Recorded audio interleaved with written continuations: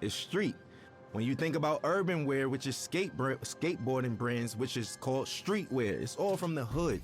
And it doesn't necessarily mean it has to be a urban metropolitan or like hood. It's just for racing, for hip hop. Oh, as far as the correlation in hip hop, street racing, the big rims and shit like that. Spinners were made to try to cool down exhaust and all of that shit. We took it to hip hop in the early 2000s. All the ballers had spinners on their trucks and all of that shit, 24-inch rims. Even decking your car out. The car culture is really like essentially a street and hip hop culture. Struggle, that's what everyone comes from. So hip hop started from struggle. It was people who would take their parents' records, right?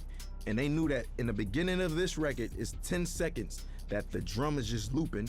What they'll do is put that on the Serato turntable, and then they'll loop that 10 seconds, and that's your beat.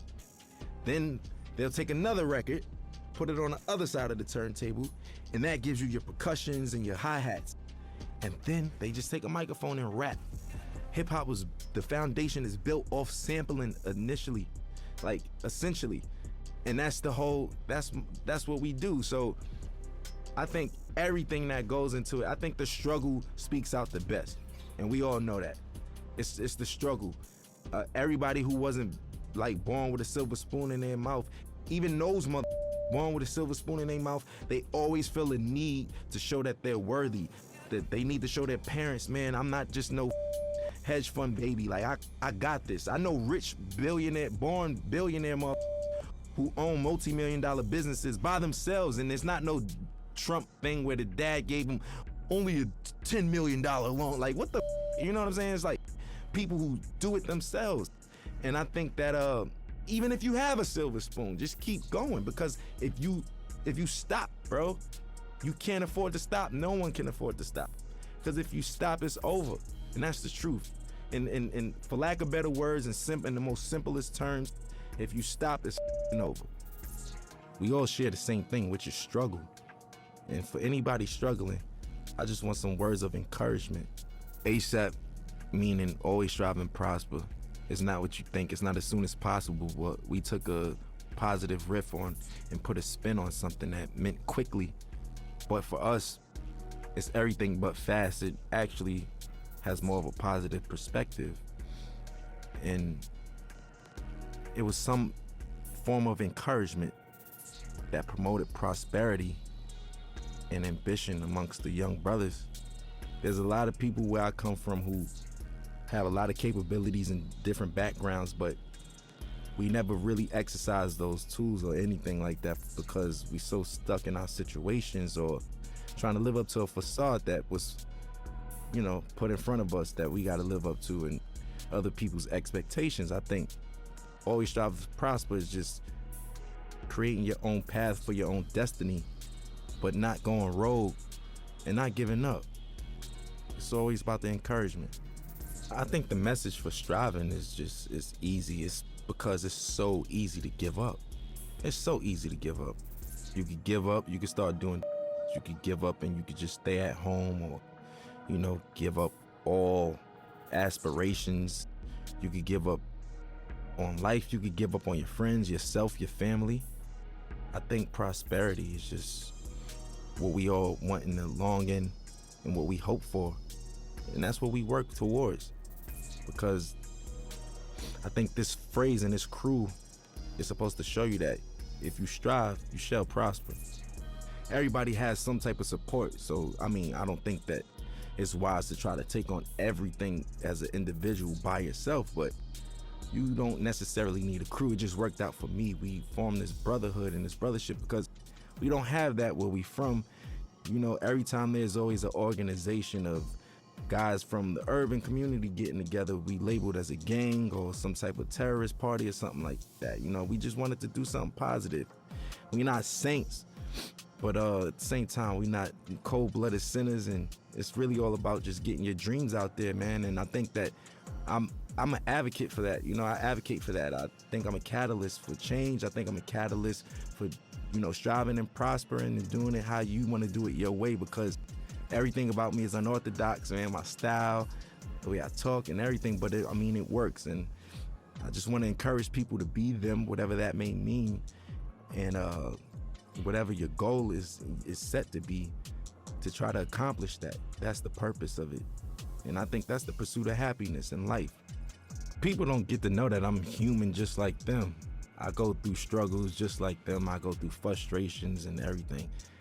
As far as my accolades and accomplishments go, it wasn't easy, you know, and like I said, I'm just as normal as everyone else when it comes to that matter. People just assume once you're on superstardom that you kind of don't bleed or, you know, or shit or sleep or anything. But for me, it's more so just just showing people that we're all relatable in the same sense, that we all are the same in the same sense, because I deal with everyday struggles just like anybody else. Most of the time, a common person only correlates struggle to economic problems or, you know, financial problems, but everybody has problems regardless if it's economical or not. So what would you do if you had the mindset that you have now and the knowledge that you've gained throughout the years, and you could kind of like teleport back to your old self back in, you know, 2007 and whatnot? I wouldn't change anything. I think that those struggles is what got me here in the first place, right? And I don't think that my destiny was written in another way. So I kind of feel like the purpose of everything happening is meant to happen in that sense. As far as the keys to the game, and what I will say is that every game, every category, every margin changes. Everything. Some things change back to its original state, and some things change in hybrid to a whole nother state. Or, you know, the evolution keeps going with everything. Some things are in style in the 60s and it comes back in style in the early 2000s, and so, you know, so on and so forth. The game always changes. I think the best thing to do is just try to adapt with that, but still being yourself, you know, because there comes a time and place where I don't think a lot of people, you know, they forgot what it is to be an entertainer for the most part. Nowadays, being an entertainer is more so being a clout chaser, or being somebody, for, you know, lack of better words, somebody that's always in the public eye for no good reasons, for all the wrong things, you know, for all the wrong reasons. And staying true to it. For instance, I'll give you an example of what I mean by that, because that was a vague statement. Nowadays, TikTok is what every artist has to appeal to. Rapper, singer, pop artist. You have to go viral on TikTok. There's artists that don't even have a platform on TikTok and they're big, you know, such as myself. I'm barely on it. I check it out to, you know, for entertainment purposes like everyone else, but I don't really utilize it for my career as I should be. Now, I'm not opposed to it, but people's music is changing nowadays, and it's more appealing to the algorithm of TikTok. So will it grasp your attention in the first 15 seconds, or would you swipe past it? Will it do this? All of those factors don't even matter to me, especially when I'm making music, because I know the name of the game is to stay with the time and flow and new swagger and pace of things, because there's always a radical change in whatever you do in any industry. But I'm gonna stay true to myself, because once all of the 6ix9ine and the clout chasing stuff is all said and done, and you know, those guys can't do shows and this and that and this and that, this the legacy artists who are there, who knows the difference between changing time and adaptation. And that's the point I'm trying to make. For me, morally, I just want my son to be open-minded, creatively, everything, you know, personally. I just want him to be open-minded.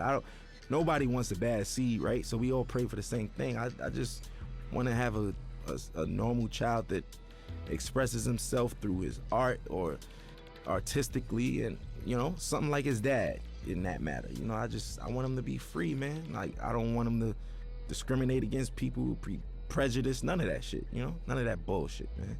My stage name isn't my real name, which is named after the God MC Rakim himself. I felt like that was like, if I was a basketball player, I got named Michael Jordan.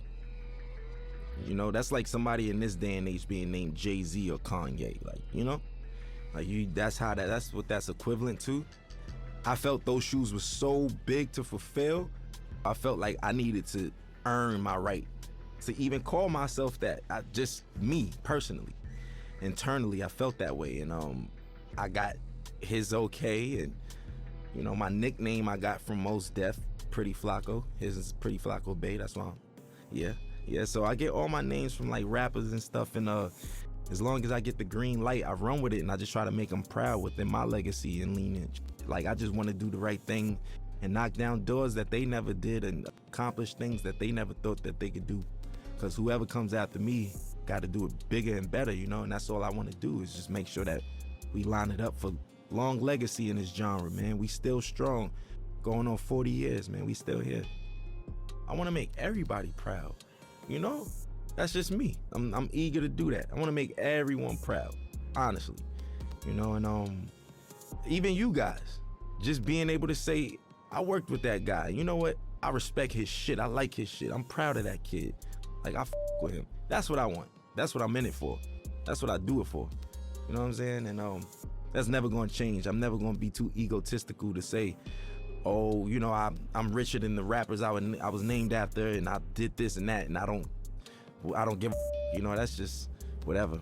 You know, that's just not my motto. That's not my thing. That's not my swag. So for me, I just want to make everybody proud, because I'm a student and I'm always learning. And, you know, the gratitude from certain people and individuals and validation is what counts, you know? I grew up in a household of 4 siblings, but in general, there's 14 of us. And yeah, man, it's a lot of us, a lot of responsibilities. I'm the oldest, I'm the oldest from my pop's side, so my pops passed away, and here I am with my brothers, and I'm like a dad figure in that sense. So that's why I was like, I kind of been a dad for a while now, technically, you know? It taught me I was just a weird man. I was like different from all of them. I was a strange one, you know what I'm saying? Like, I like the weird shit, like music that people wouldn't even suspect me to like. Like, what kid you know like Bob Dylan and Buddy Holly and these motherfuckers and shit, you know what I'm saying? Like, listening to Bob Marley and Buju Banton, and I don't know. I'm just, do you, because where we from, it's supposed to just be, yo, I only listen to mother, you know what I'm saying? I only listen to hoodie rap. That's it. I'm a killer. You know what I'm saying? That's the attitude. But now it's just like, if you're not on that, you advocate for and all that. If not, it's just, you know, it's braggadocious shit. Not to say that I don't have that in my rhymes. That's just the culture we come from. But I think that there's more to me than just like that layer of just braggadocious, lackluster shit, you know, that everybody's doing. And the layers go way deeper than that, you know. And I want you to invent your own style, right? On top of that, your rapping capabilities have to be God level. And when I say that, I mean you got to be able to go on your index and pick different flows, different cadences, and, you know. Also, I think what makes you a really, really, really dope MC today is when so many people from different backgrounds with you and can relate to you or listen to you, you know. And it's just like so many people speak to one demographic or target one demographic, but when you have that wide range of just different people and different backgrounds that come together and can agree upon like the body of work or just that artist in general, I think that's what makes you like God MC and somebody who doesn't do the whole bells and whistles cheat code clout thing. Like, you know, that's just it. I was on my way over here and I was talking to my boy, and we was just talking about how the kids are now like saying like, you know, Future had a way better album than Kendrick Lamar, and nobody want to listen to Kendrick. And I was flabbergasted. Like, what the, you know what I'm saying? Like, I'm trying to figure out what day and age am I living in that people's, like, granted, you could like Future over Kendrick, but where do you get off saying Kendrick is ass and his music is mid? Inspiration. That's what makes a dope MC. Look, if you can inspire motherfuckers and shit like that, yes. So individuality, rapping capability, a sign of development and being mature, and last but not least, inspiration, man. If you can inspire, you know what I mean, people from different backgrounds and all that shit and reach reach on those people. That's what I feel like is like technically God MCs. You know, life throws you lemons. I make Sprite remix while everybody's drinking lemonade and shit. You know what I'm saying? Like, I just like to make the best of each situation. You can't stop, man. Life is gonna throw you lemons. There's gonna be days that you just feel like you can't even get out of bed. Today was one of them, you know what? Everybody on the screen laughing and shit, but it's true. It's true though, you know, it's just like, it's one of those things where what keeps me going is the passion to create. I know that I feel like a genius, right? And I know that's some real self-centered shit to say. Within my own right, what I do, I feel like I mastered a lot of the things that I do. And within those margins, I feel like I'm a genius in that realm. And I wake up every day for change, man. I want to invent something new. I want to design something new. I want to say something new. I want to direct something new. I want to write something new. I want to do something that's going to inspire older than me, younger than me. You know, that's why I want other my age or younger or older to do the same thing. Keep it going. We all got to be inspired, man. You know, it's just like, I'll use this for example. Like, if Need for Speed gave up, they would have gave up a long time ago, because we got Grand Theft Auto, we got Gran Turismo, we got this, that. What the does that mean? I don't have nothing to do with Need for Speed. You get what I'm saying? I'm trying to make an analogy connect out of this, but you get what I mean? You still keep going, and we gonna make the best out of it. You make the best out of it, not saying, oh, we making the best out of a shitty situation. No. I'm saying you make the best out of what the best is, you know, and that's what I want to do. And that's what gets me up every day. My folks in there could tell you, every day my conversations, when I was 16, where the hoes at? Where the bitches at? Where the girls? Yo, you going shopping? Oh, I ain't got no money. That was it. Now, what's the new designs? Yo, did you see this video? Look, we should do this. Hey, this would be dope on stage. My boys give me, like, that's just where I am now. And that's what wakes me up. I hope I'm not being too boring right now, but it's the truth. I want people to know that, especially about me, I have insecurities, I have obstacles, I have ambitions, and I have failures, just like everybody else, just like all of us. And best part about life is waking up to be able to accomplish it again and do better. And that's it for me, man. And I know it sounds positive and that's the truth though. And I hate to sound so boring and shit, but it's the truth. You feel me? Like, that's it, man. That's what we in it for. And I want to encourage the young motherfuckers and people who even from other cultures that just get into the culture. It's never too late. You know, I just want to encourage people who all share struggle or is sharing a struggle, even trying to accomplish anything. Man, I just want to give them that ambition, man. Some words of encouragement. Always strive, always prosper, man.